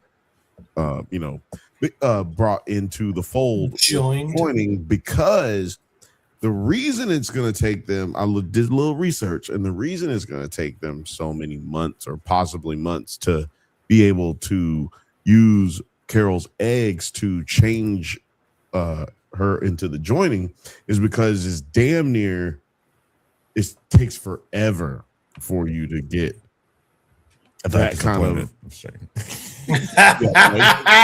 Well done. I'm also just proud you're the one who took us off on topic. Oh yeah, that was very good. Sorry. No, yeah, it's very well known. Everyone knows that you can't get stem cells from an egg quickly. It takes a very long process. Same with semen. I'm assuming, right? It's the same shit. It's X and then the Y. Semen. With the eggs, you might even have to incubate, which means implanting them, bro. Right, exactly, Jeff. And my point is, Bill, let me throw this one at you. You guys are right, I think, about him getting converted, but I just think that it happens a little later, especially if you're talking about 3 goddamn seasons of this shit. Bill, let me throw this at you. I think we're going to see President Rufy getting there, and he's his normal self, and he's trying to convince them and everything. And then we find out that he's been turned for a while. I think it's going to be, I think they're going to let him act the way he would normally act and everything, trying to convince him, like, it's so much fun. You should be a part of the hive. And at one point, he's going to say or slip up or something. And Carol's going to be like, wait a minute. Have you already joined? And I think he's just not going to answer. And I think she's going to say, when did you join? And I think that's going to be a big moment in the show. I know exactly how they're going to join. Liz, thank you. Oh, our nips just touched. Mine are so hard. Mine are different sizes.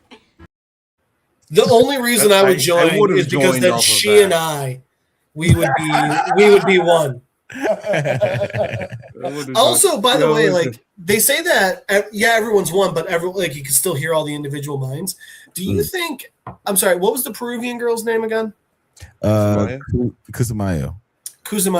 Do you think after she joined, like right after, they heard her one lone single voice screaming out in rage when she saw what they fucking did? I think that's how it is for all of them. Anybody who remember? I know Jeff does. I say anyone who remembers. Nine, do you remember or know of Animorphs?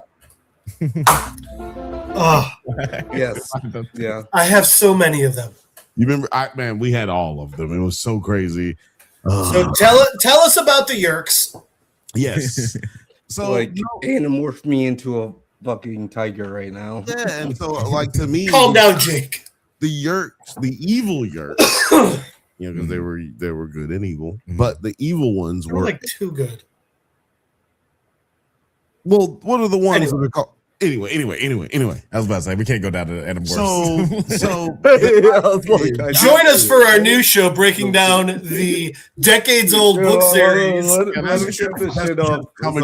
Corner podcast. But also the idea is that an alien jumps in your brain and has all of the thoughts that you have, but complete control and autonomy over your body. And what if that's the kind of situation we're actually dealing with? More so that than, everybody's just together. Mm-hmm. We're just all connected. Well, but the difference is this is a true hive mind. I mean, like that's why Zosha can fly a fucking helicopter. Yes, but what if this especially one tone and transferable though? That's what I'm saying. Yeah. Same situation, but everything, because remember, Zosha says this is like if the Yerks had Wi-Fi. Is it in episode 9? No. In episode 8, Zosha explains that she doesn't know how. They don't know how. Yeah, it actually works. And how they that was Ocho. Yes. It is very much alien technology. It is. And remember that the humans, we're the ones who took it and then made it without knowledge of what it did. So all they have is the information that the humans had and the knowledge in which the humans had to be able to lead to more conclusions. Which is why there's a lot of information they don't have. Yeah, and yet they still have this biological imperative to build this huge antenna. Yeah, to send the signal out somewhere else. I just want to stick my finger in that goddamn light socket, Alex. It's just the greatest thing to do ever. It's space of dreams. If they build it, they will go. All right. Yeah, So, just for the sake of Thank you. talking I about want the to get show into this. for a little bit. You want to talk more about Animorphs? Like how Miss K.A. Applegate? Yeah, no. So listen. So fuck off. So all I'm saying is that like this signal has been kind of like extrapolated in the point that like there may actually be a frequency that they actually just like transmute all of this collective consciousness into. And Minusos has been doing the radio waves. We don't really know what his backstory is really, and I think that is very fascinating. The fact that like it's just that he ran a fucking storage unit joint. Yeah, but like he's also like he's very dedicated.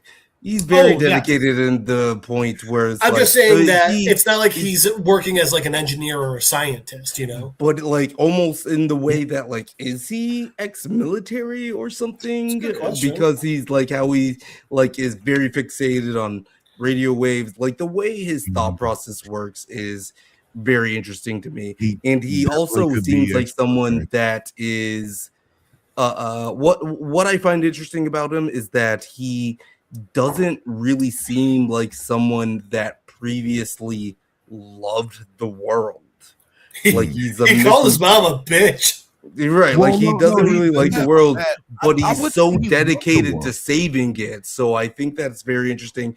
And the fact that he has figured out that there is this frequency over a long, studious process of him like eating dog food or whatever. Get down to one signal and Not then having coffee here like he is going through a scientific method of his own making where he talks to Zosha, and then as soon as Carol takes Zosha away from him, he's like, send me another one. Send me another one. Not someone else. What's your name? Rick? Okay, Rick. Yo, Rick. Yeah, we're gonna figure out what makes it work over here. Yeah. Hey, yo, Rick. I think it would have been weird. It would only been weird if we'd have looked over and then Rick was butt naked. That's the only time it was. Checking Rick for microphones. Yeah. Hey, Rick, why don't you get your ass down on the bed and then spread them legs? So, what do you guys think that frequency was? Do you think it was the one that they were transmitting over?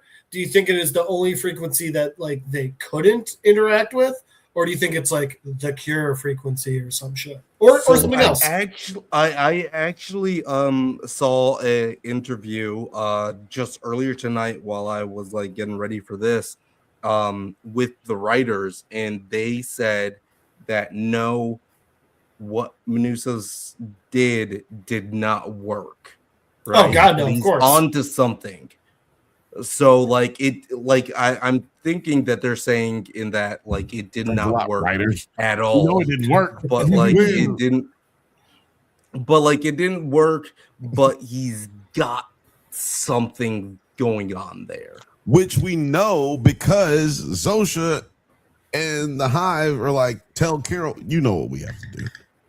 Yeah. Bitch, you know it. But think about how many times, bitch, you know what we gotta do. You know how many times though they gave Carol before they left her? Okay, but Carol was trying to literally use frag grenades and heroin. Minusos is like, let's try and do find the frequency that fucks them all. Let me respond. You're absolutely right, Jeff. Because I thought about that too, but I was just like, but damn, they really just like this bitch tormented them basically with this little, I can fuck with your mind. Like, you'll never get this, some old fucking Josh Cohen shit, and she was just fucking with him on purpose.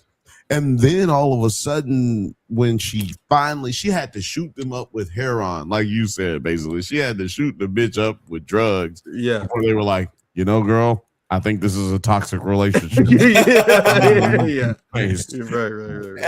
And so we'll always love you, but right. Yeah. And so Menudo must be close to something. Menudo, when he says when he gets there, he sits him down. He says, "Hey," he even tells him, "Hey, I'm going to do something. Let's do an experiment. Lay down." Like, they all know to lay down. They all know to land their planes. They all know to stop driving on the street wherever they are. And then he performs this experiment. Even with all of that care being taken, if you're in a plane, though.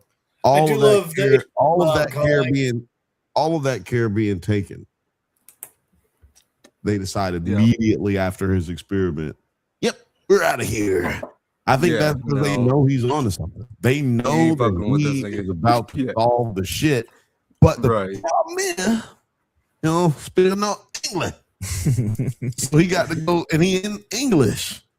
America speak America. Yeah, it's gonna be. And when he is in America, but I love how he's been going to the library and getting books, but he ain't been going. Now people been saying online he ain't going to go get books because he is not. He's still got those principles. He's not trying to spend money, and he still filled out the form for a library card. No. This is 1975.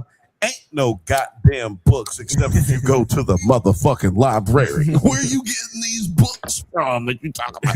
You found some science books at Barnes and Noble, nigga? Hell no. You gotta go to the motherfucking library, and you gotta go to a college library. You can't just go to your public library, nigga. Your public is dumb as hell. That's why you can't go to the library, dog.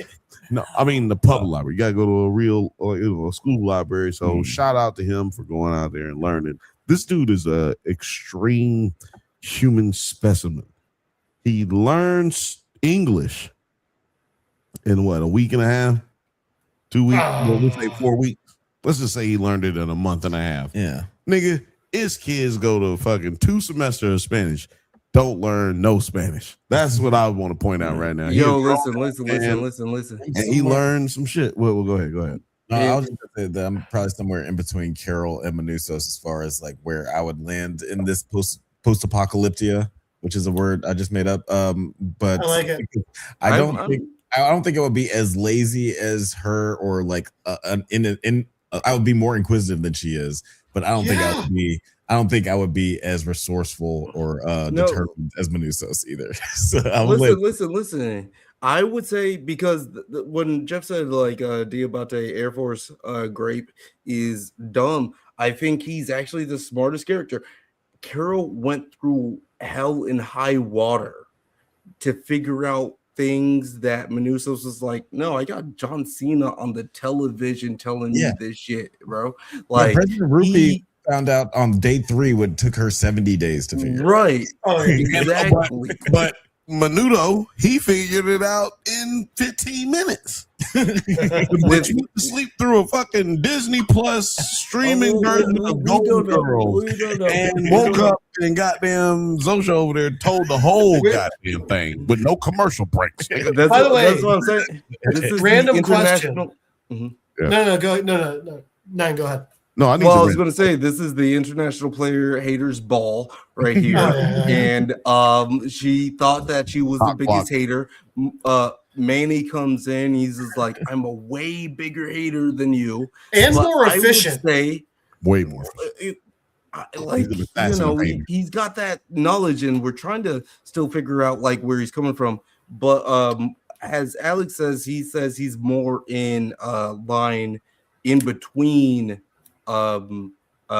Carol and Manny, but I would be way more in line with Diabate because he's having fun. He's gaming the system. He understands the charm effective, but he's working them too. Hold on, did he So say I he think beat what's Orba the going to Abate? happen, I think that Mr. President. Thanks. No, he said he's gonna be. Yeah, with I the mean, when you're famous tell you enough, they just let you do it. Use of Yeah. said, well, let's see how. Well, But so here's my question about I, it. hold on. Yeah, I would say that I'm more trying to- more so Diabate. Diabate? And in the second season, I would see him Diabate when I'm pretty sure he's coming back, but I would see him going two ways. He's either going to be a major villain or a major hero because of what he's known or what he's found out. And when you guys talk about like the sperm stem cell theory, then it makes me lean towards hero because of the fact that he does not want to be turned. Man, I think I just heard I like what white women buzzing that. No, go ahead. No, I was just gonna say, Carol, you were gonna ask a random question, and then we'll talk about the. So ending. my random question is Diabate. We were talking before. We're like, oh, I'm sure they decommissioned that nuclear football, but they gave Carol a live grenade.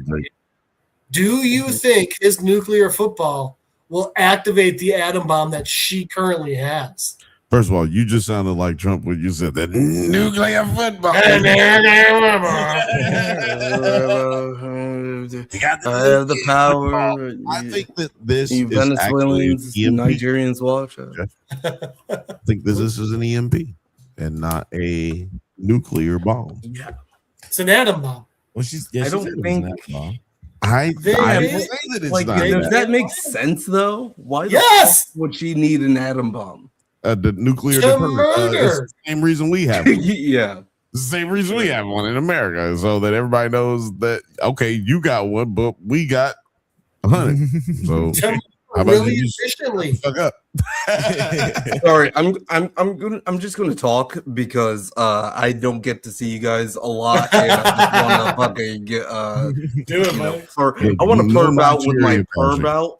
No But Nigerian the bashing. thing Long as you don't is, go too crazy.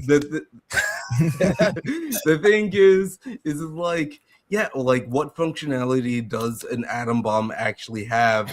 And also when it comes to consent and like happiness, does it make sense if like, oh, like imagine if like a serial killer is one of the unjoined?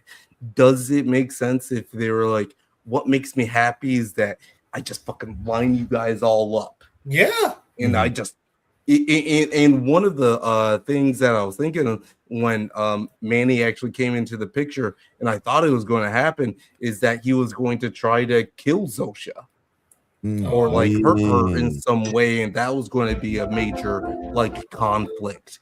But that didn't happen. He actually had a way more level head.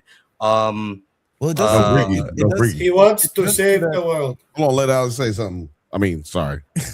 Don't let Alex say something. No, I mean, it does seem that there, like, he does have a sense of respect for the human. Like, he's still, paying for gas and asking, leaving IOUs and stuff like that. So it doesn't seem like he's the kind of person who would harm someone. He doesn't even want to take money from a society that doesn't recognize capitalism. he is full of shit though. Right. The nigga Oh, yeah. definitely stole a lot of gas. Oh yeah, for And sure. he's talking about IOUs. Nigga, No, he was leaving cash for it though.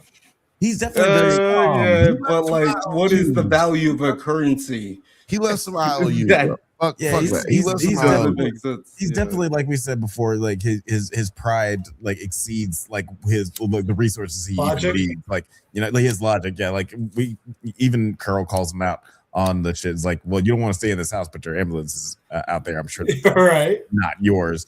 So yeah, like he's got Them some draws he wearing is not his either. Because remember he kept like, Whoa, where did he get those? damn ass out, ass neck.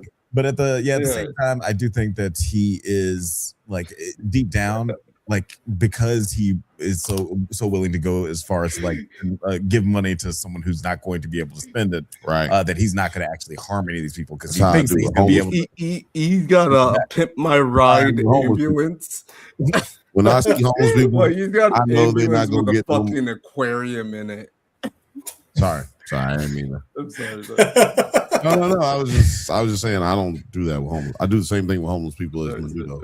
But it's just like you leave them cash after you steal their gas. I don't leave them anything after that. I leave them an IOU. But yeah, wait, the unhoused. Where Carol is confronting Zosha and is like, "What the fuck? You love him the same as you love like what? How the fuck?" And then also, how did she not see that coming? You dumb bitch. Before we get out of here, I do want to ask all about that. Hold on, I do have very specific questions. I want to ask you about that. Can I just like add one tidbit? Right, one tidbit onto that. Itty bitty tidbit is that it's very like poetic. Because it comes after where she said where Manusos comes up and he says, why is it okay for them to value the man the same as an ant? Right. And then she asks Zosha, how can you value him the same way you value me? Right. And I think that is very poetic. It is. And that's what I was kind of trying to get to is like this idea that we know for a fact that this idea that Zosha and Carol have this thing, they got a thing. They don't. Going on. We know that that's bullshit, right? Like we already know that as an audience. But just like throughout this entire series, we've known shit and Carol just hasn't been smart enough to figure it out. Now, if y'all had been in our living room, y'all would have known the past couple of days when this wasn't when we weren't doing this show. Y'all would have known that me and Alex were literally like, yo, yelling at the TV. Me too. Yeah, kind of like yelling at the TV, but like what's going on? And I just forgot what I was saying. You're talking about how she was letting herself convince herself that Zosha actually loved her. But like I said, yeah, we know she didn't actually love her, but it took this act of, I call it slapping the side of the camera moment where she's just like, oh shit. Yeah. None of this is real. None of this matters. Do you want to go watch TV? And that's literally what happened. She was just like, yeah, none of this is real. None of this matters. Hey, bitch, do you want to fucking go all around the fucking world real quick and just hang out? Like, she was broken finally by the fact that this all means nothing now. All of this means nothing now. All I ever really wanted was to be openly gay and free to make the kind of content that I want to make. Yeah. And now I have that opportunity, but looking at it at that moment, and then also again when Zosha tells her, like, where she realizes, like, yo, they gonna try to turn me anyway. That moment makes her really, like, we really truly see Carol.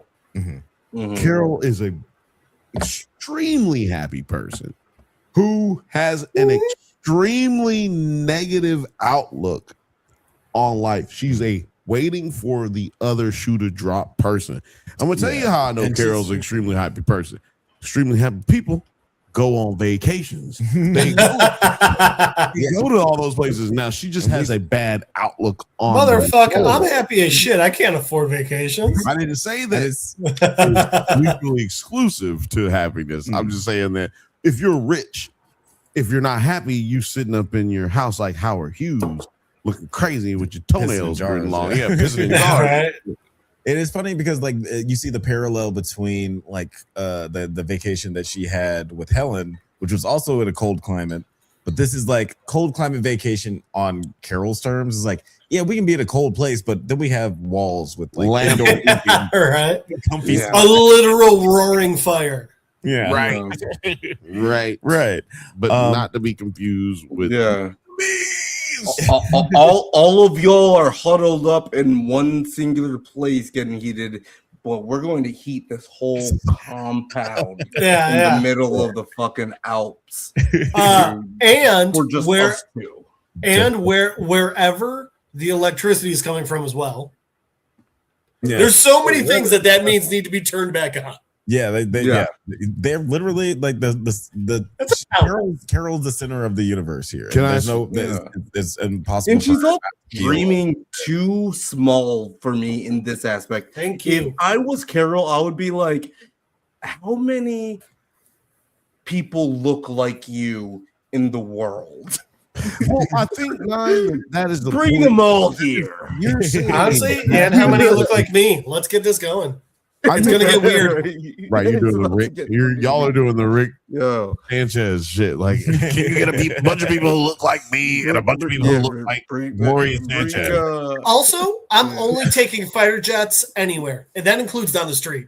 Can I get 40 women who look like all three stages of Gloria Estefan? And then get me Ryan Gosling.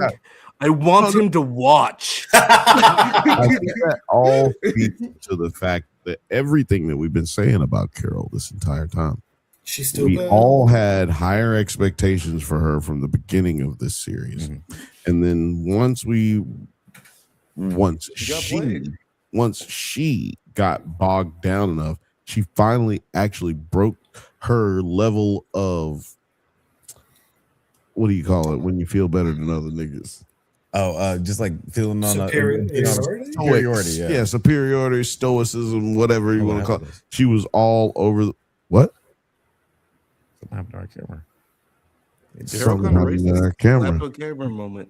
There goes another slap your camera moment. Yeah, no, shout out to everybody who knows about Foot Fist Way. That's a slap the camera moment if you know anything about it. Let's just move over to these chats, Alex, real quick. Okay. Simulation Percent says, I think it's gonna be used to knock out the hive on a massive scale. He's talking about I think that's how a nuclear bomb works in general. I think he's talking about the signal, but maybe that was when we were talking about the nuke. Because look right above it, he says, she mentioned a nuke in an earlier episode, which I called would come back. Yes, he did call that, but also a nuclear device is also acts as an EMP. Correct. So just one, and it is a radio frequency. That's really interesting, guys. Yeah, that's what I was. Hey, you see what we're on top of here, and so maybe Carol is not my fault. Blame the scotch. Fuck. Maybe Carol is getting a little smarter than we thought she was. Simulation also says, "What if Earth?" Hold on. What if Earth is the planet that turns the hive evil because of the tactics used by the people trying to stop them? Yeah, maybe this is the first time this hive mind frequency has been interacted with someone as evil as humans. No, I believe that this hive mind is the what's the aliens called? The aliens? No, the aliens from the Aliens movie. Oh, Xenomorphs. Nigga. I think that these motherfuckers are the xenomorphs. Well, yes, they are. They are. It's like symbiotes. It's like parasites. Their entire purpose is to reproduce and spread. Right. I would also argue that we're looking at it from a moralistic. So moralistically, I would argue that the hive is evil. The problem is the hive doesn't see things in moral terms. The hive is a utilitarian creature. From my perspective, the Jedi are evil. Sorry. Right? God damn. But that's the thing. The hive is what is the most good for the most people. That's good. End of sentence. Period. Right. I don't know. It's again. It's just it's what happens every time you get a hive mind situation. Look at bees. Look at ants. Yeah, it's not necessarily evil, but literally only one of them has an active mind. Which to me is why this hive mind is evil, right? Like just like speaking on, just like you said, it's like an individual mind making individual decisions doesn't inherently make a race evil. But when a hive mind makes a hive mind decision, how can we actually say that that's what's happening when all of that hive didn't agree with each other beforehand? Now they just get into a room and they're just like, groupthink takes over. That actually brings up another important question. Is it just, hey, we need 50.0000001%, and that's what they all agree on? Or does the hive have a queen? Oh yeah, like it seems like it doesn't seem like there is any debate or like conversation between anybody, because like they showed in the very first episode, the way that everyone was working in unison, packaging the petri dishes with the specimens that they were shipping out through everything. Everybody's smiling in unison, not even having to say anything to each other. I think that was like a perfect representation of the eeriness of the hive. And I would say just like that, for me, this season has been very, like, it does remind me a lot of first season of Breaking Bad, where now Walt is like fully embraced what he needs to do, and then the next forthcoming seasons get crazier and crazier. I think this season is very similar to that, where now Carol is But then who's the Walt in this? Is it Carol or is it the hive? Well, I would say that she is the Walt in the sense that she's like the protagonist, like she's the one who's moving I think you went back too far. She might be our Saul. Maybe, or either or. Like, I'm not necessarily talking about a moralistic like a moral standpoint, just like her being the main character, the driving force of the show. I think that this is her basically accepting her call to action, and now the story is gonna start doing. Which one is selfish, bitch? But like I would say, because I do want to you kind of like nailed on something too. With the fact of the matter is that when they were when the first person got infected, right? What is that like? Because you're not hooked up to anybody else, right? Yeah, exactly. But your imperative is still just to infect more. But what would that be like if you're a hive mind of one, but you completely lose yourself? I think that's like where it comes into the virus. Like we just have to completely spread no matter what imperative. Right. I do have one more question. After you guys, this is my last question. Go ahead and ask your question, because I got one last thing to say. I've got a thought, so put me wherever in the queue. It's who or what would you do if you were Alicia immune in Silverstone. Pluribus? If we were what? Wait a minute. If you were one of the immune in Pluribus, who and what you would asked you this? do? You asked this on episode 1. I don't know if I responded then, but my answer is the same as it was then. The first thing I would do is ask for the nuclear football. Yeah. Okay, I guess why? I guess then like just that. Because if I'm sitting there feeling like I'm all alone and there's an alien species around that'll give me whatever I want, my precious, I'm not trusting them, so I'm going, give me a nuke. Yeah, give me a nuke. I would have them build me a stronghold for sure. Give me a nuke. I would have them build me a strong. I would tell them to just bring all of the women who actually were attracted to me in America. Bring them. That is that's more in line of what I'm talking Every girl about. who ever had a crush on me. I want to know. I want to. That's so creepy.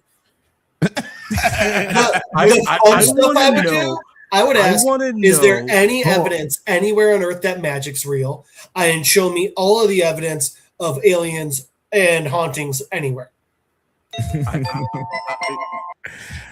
Sure. I'm with it. I want to know who. I want to know who stole my fucking Mario Kart DS in like 7th grade. You know, I got some bad news.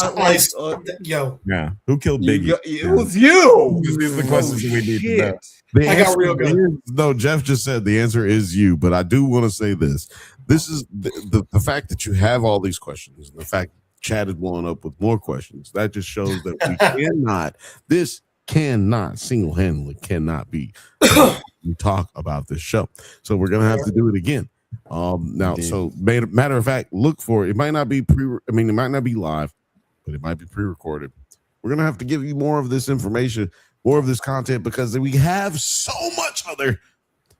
many other things to say, so much stuff to share with you, and so much to break down. But we can't do it tonight. Can I leave y'all with something to think about then? Let's give them something to think about. They don't infect the goats. They don't infect the dogs, right? Mm-hmm. Right. But this all came from a rat, so they can infect animals.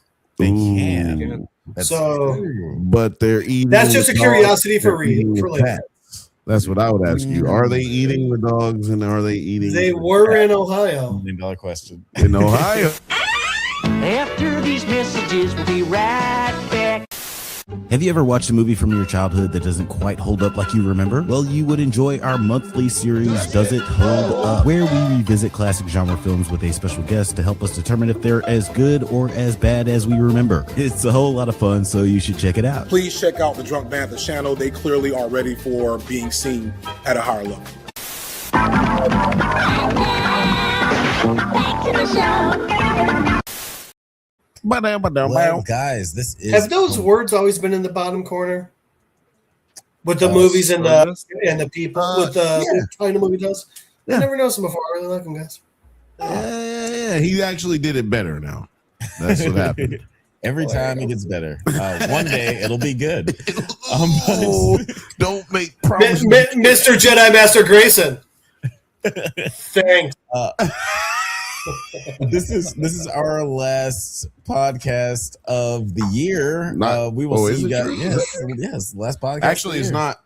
We're going live on Wednesday. Live. It's New Year's Eve, bitch. We're fucking 2026. Check out everything. We're going live. We will be going live into 2026 Wednesday. No, can we just go back to 92? Come on. Yeah, we can actually, but I'm taking my baseball bat. I have a 3-hour-long rant that I'm going to do about Andor. And we will all be here. Then I have a 5-hour-long rant that I'm going to do about Welcome to Derry. Hey, you know what? Save your rants, because the Drunkies nominations will be announced on New Year's Day. So keep your ear to the ground and make sure to vote for all the nominees. But thank you for listening to the Drunk Banthas podcast. We do this every Monday at 8 p.m. Pacific time. But don't forget to like and subscribe and get updates on new videos. Check us out on Twitter, IG, TikTok, Letterboxd, likewise, all the internet things at the Drunk Banthas. Till next time, stay safe, my little hive mind, and may the force be with you. Like I said, be right here Wednesday, baby. Goddamn, we going 45 minutes. No, so 6:45 p.m. 6:45. Like, subscribe button. Goddamn. Push the goddamn button. Push the goddamn button. You heard what she said.